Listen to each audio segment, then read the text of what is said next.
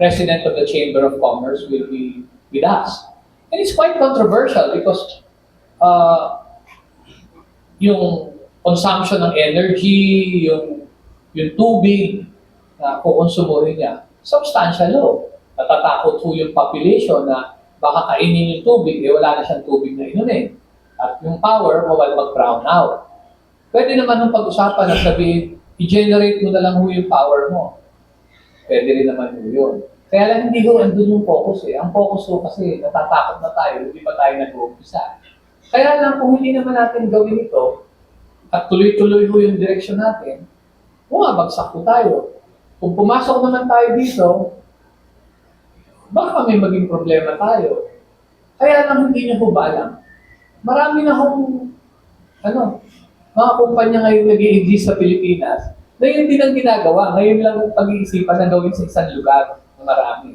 Kaya lang marami na akong gumagawa yan. Hindi naman mo nagre-reklamo tao. Kaya lang como ito yung massive, parang naging malaking issue. Ang sinasabi ko lang we can either be positive or negative on issues.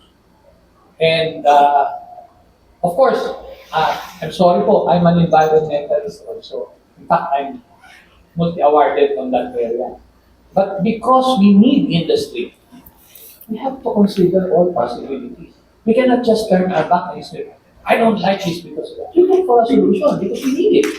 We need income, we need to work. We need to generate money. We should not allow 2 trillion pesos of our money to be paid debt every year. Of your next year's budget, I think it's about close to 7.5 trillion. About 2 trillion of that is going to amortization. So, ang laki ho, Tapos lumalaki pa utang natin. Tapos ang exports against imports, lumalaki ho yung lang. So, what do? We gotta do something about it. We cannot just sit down and wait. And some of the solutions may not be something you like. Because any industry that you want to start has a downside. There is no such thing as you choose an industry wherein there is no downside. We have never been able to do that. And even other countries who do it, they also have a downside. You go to China. China is so bad. Yung nila doon sa mga malalaking factory areas nila, puro smog yun eh. Hindi naman nila na-solve yun. So we're going through that same thing.